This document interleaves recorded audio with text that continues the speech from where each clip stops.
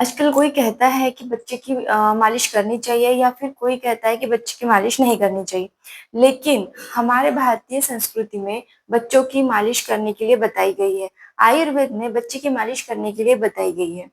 तो आज हम यहाँ जानेंगे कि बच्चे की मालिश करना क्यों ज़रूरी है, बच्चे की मालिश कब करनी चाहिए, बच्चे की मालिश कब तक करनी चाहिए, ये सारी जानकारी आज हम यहाँ जानेंगे। नमस्ते, मेरे चैनल में आप सबका बहुत-बहुत स्वागत है। जहाँ हम रहते हैं, वहाँ के एनवायरनमेंट के हिसाब से, उस जगह के हिसाब से वहाँ का कल्चर बनता है, वहाँ की वेशभूषा बनती है, वहाँ का खान-पान होता है। तो कहीं दुनिया के कहीं और कंट्रीज़ में और देशों में बच्चों की मालिश नहीं की जाती। शायद वहाँ के ज्योग्राफिकल या फिर बोल सकते हैं कि वहाँ की जगह के हिसाब से वहाँ पे वो कल्चर नहीं डेवलप हुआ। लेकिन क्योंकि हमारे इंडिया में ये बहुत पहले से बच्चों की मालिश करने का जो कल्चर है या फिर जो संस्कार है वो चलते आ रहे हैं। तो आज हम इसी के बारे में पूरी जानकारी लेंगे कि ये करना क्यों ज़रूरी है।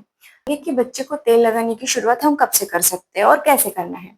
तो बच्चे को पैदा होने के तीसरे दिन या चौथे दिन से ही हम तेल लगाना शुरू कर सकते हैं या फिर जब भी माँ और बच्चे को हॉस्पिटल से डिस्चार्ज हो जाता है, छुट्टी हो जाती है, तो दूसरे दिन से ही आप बच्चों को तेल लगाना चालू कर सकते हैं।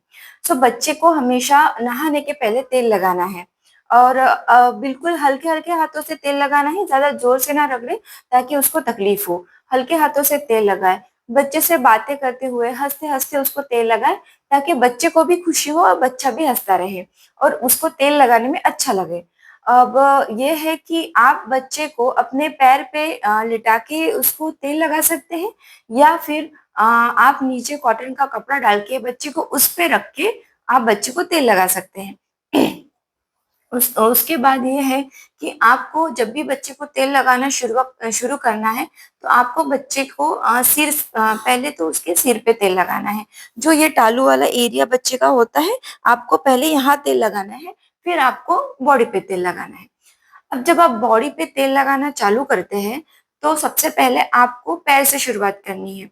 तो सबसे पहले पैर के जो तलवे हैं, बच्चे के पैर के जो तलवे हैं, उसको तेल लगाना है और उसके बाद जांघों तक उसको तेल लगाते हुए आना है। उसके बाद है जो आपको हाथों को तेल लगाना है। फिर हाथों की उँगलियाँ से लेके शोल्डर तक बच्चे को तेल लगाते हुए लाना है।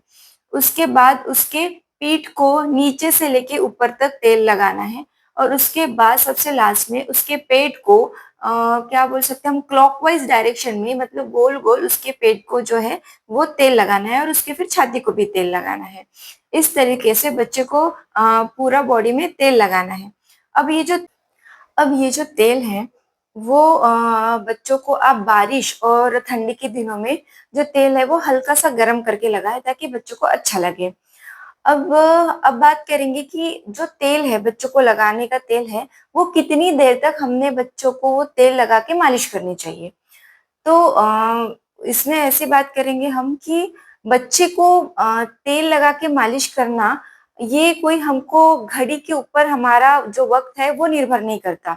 उसका एक अलग पैटर्न है, उसका एक अलग पैटर्न है जिससे हम डिसाइड करेंगे कि बच्चों को किस तरीके और कितनी देर तक तेल लगाना चाहिए।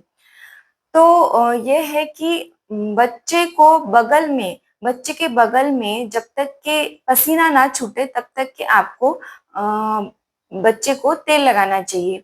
अब यहाँ पे आपको कोई भी वक़्त नहीं दिया है कि 10 मिनट लगाना है, 15 मिनट लगाना है, क्योंकि हर बच्चा अलग है, तो हर बच्चे को अलग-अलग टाइम पे पसीना आएगा। तो जब भी ब बच्चे के बगल में पसीना आ जाता है, तो आपको मालिश करना रोक देना है। दूसरा तरीका ये है कि अगर किसी-किसी बच्चे के बगल में नहीं आता पसीना, तो अगर बच्चे के माथे पे पसीना आने लग जाए या फिर उसकी पीठ पे पसीना आ जाए, तो आपको मालिश करना रोक देना है। अब बच्चों के लिए मालिश करने के लिए हमने कौन-सा ऑयल या फिर कौन-सा तेल इस्तेमाल करना चाहिए? तो वैसे तो देखा जाए तो मार्केट में बहुत सारे ऑयल अवेलेबल हैं। तो आपको क्या इस्तेमाल करना है ये आप डिसाइड कर सकते हैं। लेकिन बारिश और ठंडी के दिनों में अगर आप सरसों का तेल इस्तेमाल करते हैं तो बहुत अच्छी बात है। सरसों का तेल हल्का-सा गरम करके आप बच्चों को मालिश के लिए इस्तेमाल कर सकते हैं। कभी-कभी क्या होता है कि सरसों के तेल से किसी-किसी बच्चे को रेडनेस हो जाती है या फिर उसको छोटी-छोटी फुंसी आने लग जाती है। क्योंकि सरसों का तेल जो है वो थोड़ा-सा गर्म होता है। तो अगर ऐसा होता है तो आप तुरंत ही सरसों का तेल बंद कर दें लगाना, 2-3 दिन तक आप बच्चे की मालिश ना करें और उसके बाद जो है प्लेन नारियल तेल से बच्चे की मालिश करें। या फिर अगर आपको सरसों के तेल से मालिश ना भी करनी हो बच्चे की, तो आप नारियल के तेल से बच्चे की मालिश कर सकते हैं। नारियल का तेल जो है बहुत सेफ है, उसको शायद बहुत ही कम बच्चों को कुछ एलर्जिक रिएक्शन हो सकती है। मतलब जहाँ तक मैंने देखा है तो नारियल के तेल से बच्चों को जो है वो कोई एलर्जिक रिएक्शन नहीं होती।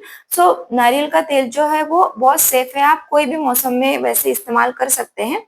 लेकिन अगर किसी बच्चे को सरसों के तेल से एलर्जी नहीं है, उसको कोई प्रॉब्लम नहीं है, तो आप बारिश और ठंडी के दिनों में एटलीस्ट सरसों का तेल का इस्तेमाल करें और अगर धूप काले का दिन है तो आप नारियल का तेल का इस्तेमाल कर सकते हैं। अब ऐसा है कि कोई लोग कुछ और भी ऑयल इस्तेमाल करते हैं बच्चों के मालिश के लिए। तो आप ये भी ध्यान में रखिए कि अगर कभी कोई आप ऑयल यूज़ कर रहे हैं बच्चे के मालिश के लिए और अगर उस ऑयल से बच्चे को रेडनेस हो रही है या फिर छोटी-छोटी कुछ फुंसियाँ बॉडी पे दिख रही है, तो तुरंत ही आप उस तेल को बंद कर दीजिए और आप जो है वो प्लेन नारियल का तेल अपने बच्चे के मालिश के लिए यूज़ कीजिए। बच्चे को है वो किसने मालिश करके देनी चाहिए?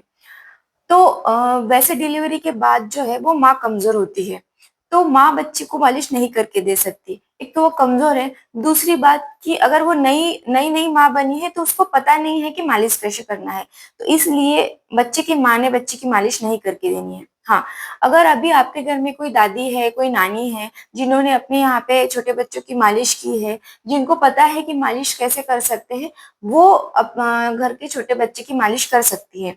या फिर जो मालिश करने के लिए औरतें आती हैं, उनसे आप मालिश करवाएँ। वो क्या होता है एक्चुअली कि उन लोगों को काफ़ी एक्सपीरियंस होता है कि कैसे मालिश की जाती है छोटे बच्चों की।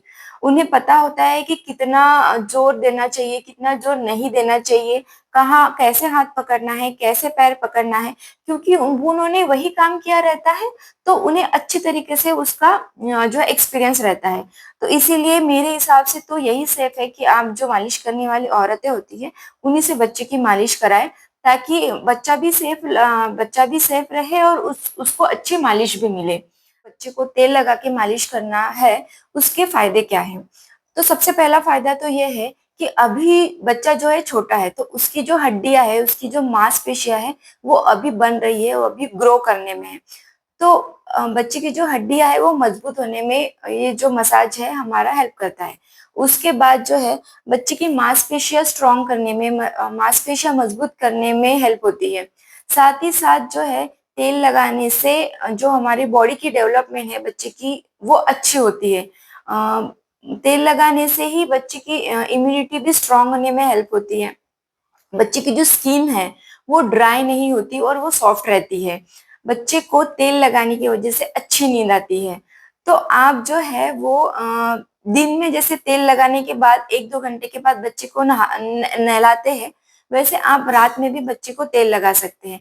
बस रात में जब आप बच्चे को तेल लगाएँ उसके बाद उसको ना नहलाएँ। अब रात में तेल लगाने से होगा क्या? रात में तेल लगाने से बच्चे को रात में बहुत अच्छे से नींद आएगी। स्टार्टिंग के पूरे 1 से सवा महीने 1 महीना एटलीस्ट 1 महीना तो मैंने उसको दोनों टाइम की मालिश कराई थी। मतलब मालिश वजह से उसकी दोनों टाइम की मालिश कराई थी।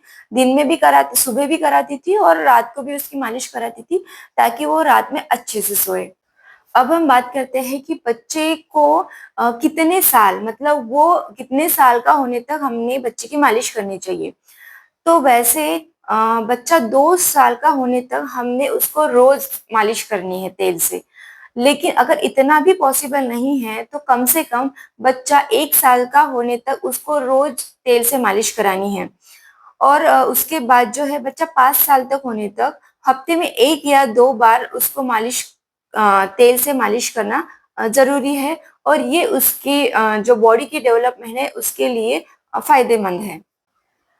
अगर आपको ये वीडियो अच्छी लगी, अगर इन्फॉर्मेशन यूज़फुल लगती है, तो वीडियो को ज़रूर लाइक, शेयर और कमेंट कीजिए और चैनल को सब्सक्राइब कीजिए। Thank you.